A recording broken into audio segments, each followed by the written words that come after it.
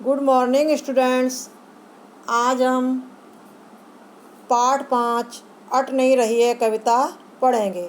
इस कविता के कवि सूर्यकांत त्रिपाठी निराला हैं। इस लघु कविता में फागुन मास की मस्ती और शोभा का मनोरम वर्णन है। कवि फागुन की सुंदरता को अनेक रूपों में देखता है। प्रकृति की मनोरम छटा इतनी अधिक बढ़ जाती है कि वह समा नहीं पाती है। आकाश में पक्षियों का उड़ना, वृक्षों पर नए पत्तों का उगाना तथा मादक हवा का चलना और पुष्पों का सुगंधित विकास होना, ये सब प्राकृतिक छटा में इतनी मोहकता ला देता है कि वह समा नहीं पा रही है। अब कविता पढ़े, सबसे पहले कविता पढ़ेंगे हम, फिर उसका भावार्थ समझेंगे। तो अट नहीं रही है। अट नहीं रही है आभा फागुन की तन, सट नहीं रही है। कहीं सांस लेते हो, घर भर देते हो, घर घर भर देते हो। उड़ने को नभ में तुम पर पर कर देते हो। आँख हटाता हूँ तो हट नहीं रही है। पत्तों से लदी डाल, कहीं हरी कहीं लाल। कहीं पड़ी है उर में मंद गंध पुष्प माल। पाट पाट शोभा श्री पट नहीं रही है। अट नहीं रही है। अट नहीं रही है, अट होता समाना। आभा फागुन की, आभा होता है चमक, फागुन फागुन मास की, तन शरीर। तो कवि फागुन की शोभा का वर्णन करते हुए कहता है कि फागुन मास का सौंदर्य इतना अधिक है कि उसकी शोभा समा नहीं रही है। तन प्रकृति के ही शरीर में उसकी शोभा समा नहीं रही है। कहीं सांस लेते हो, घर घर भर देते हो। तो कवि कहता है कि इस महीने में कहीं सुगंधित हवा का झोंका उठता है। सांस लेते हो, सांस लेने से मतलब कि कहीं सुगंधित हवा का झोंका उठता है, तो उससे ऐसा प्रतीत होने लगता है कि तुम खुलकर सांस ले रहे हो। कहीं सांस लेते हो तो तुम खुलकर सांस, हवा चलने से, सुगंधित हवा चलने से ऐसा लगता है कि तुम खुलकर के सांस ले रहे हो। घर घर भर देते हो उड़ने को नभ में तुम। इससे घर घर महक उठता है। तुम वातावरण में ऐसी मादकता भर देते हो कि मन रूपी पक्षी कल्पनाओं के पंख लगाकर उन्मुक्त यानी आज़ाद गगन में उड़ने के लिए व्याकुल हो उठता है।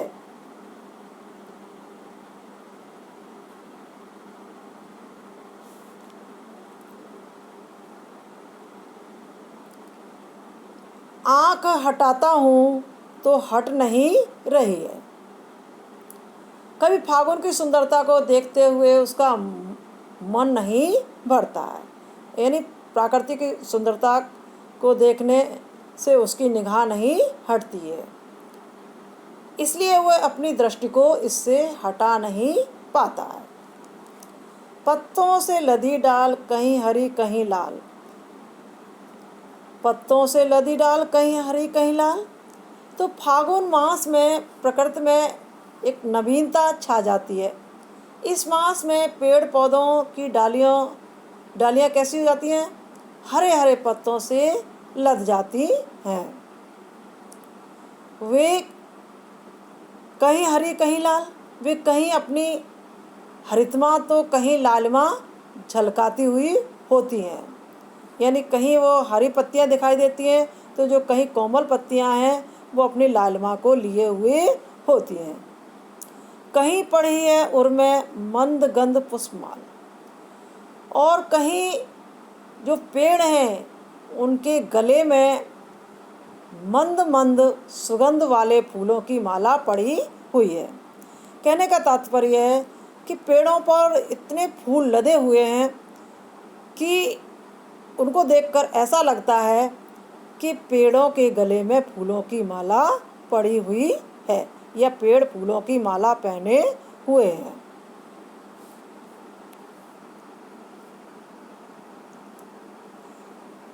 और वो पेड़ हैं जो अपनी मंद मंद सुगंध को चारों ओर फैला रहे हैं। पाट पाट शोभा श्री पट नहीं रही है।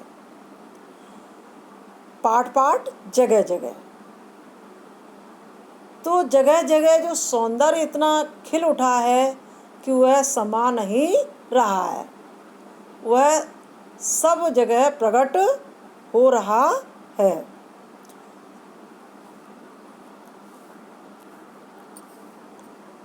अब इसका हम भावार्थ पुनः देखेंगे एक बार। कवि फागुन की शोभा का वर्णन करते हुए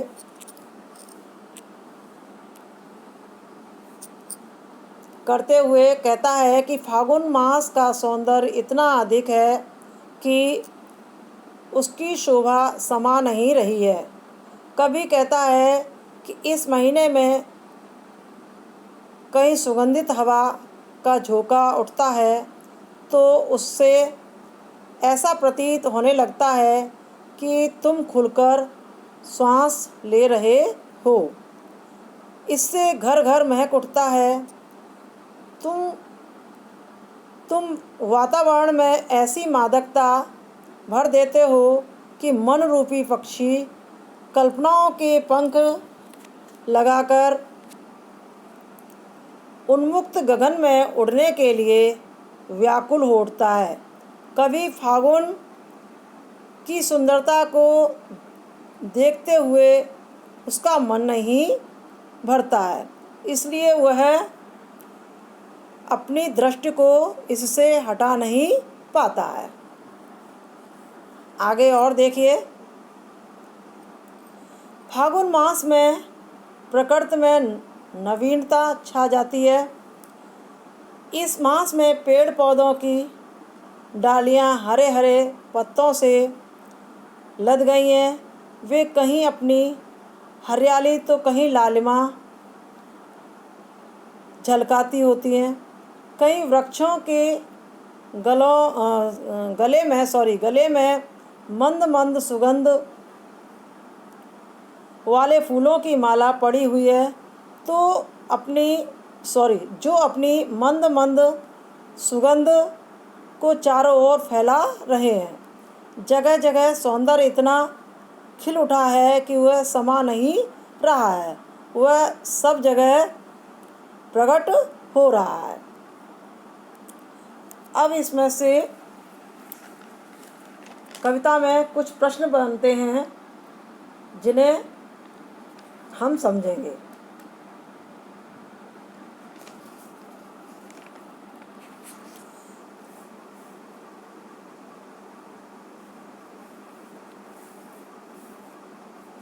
यह किस मास की शोभा है जिससे कवि की आँख हटने पर भी नहीं हटती है? प्रश्न पुनः सुनिए। प्रश्न, यह किस मास की शोभा है जिससे कवि की आँख हटने पर भी नहीं हटती है? तो यह फागुन मास की प्राकृतिक शोभा बहुत ही मनमोहक होती है। इसकी सुंदरता के आकर्षण से कवि की आँख उससे हटती नहीं है, अर्थात कवि बार बार फागुन की प्राकृतिक शोभा को देखने के लिए बेचैन रहता है। अब प्रश्न नंबर दूसरा बनता है इसमें कि फागुन मास में कौन सी ऋतु होती है, उसकी प्रमुख दो विशेषताएं लिखिए। तो फागुन मास में बसंत ऋतु प्रारंभ होती है। वसंत ऋतु के प्रभाव से नंबर 1, सभी पेड़ पौधों व लताओं पर नए नए पत्ते आ जाते हैं। नंबर 2, सब ओर तरह तरह के पुष्प खिल जाते हैं तथा सुगंधित हवा चलती है। अब अगला प्रश्न बनता है कि फागुन मास का पेड़ पौधों पर क्या प्रभाव पड़ता है? तो फागुन मास में पेड़ पौधों पर नए कोमल पत्ते उग आते हैं। उन पर लाल हरे पत्ते बहुत ही सुंदर लगते हैं। डालियों पर सुगंधित फूल खिल जाते हैं, जिससे प्राकृतिक सुंदरता बढ़ जाती है। अगला प्रश्न बनता है कि अट नहीं रही है का क्या आशय है। अट नहीं रही है का आशय यह है कि फागुन मास का प्राकृतिक सौंदर्य इतना अधिक है कि उसकी शोभा सारे संसार और तन मन पर समा नहीं रही है।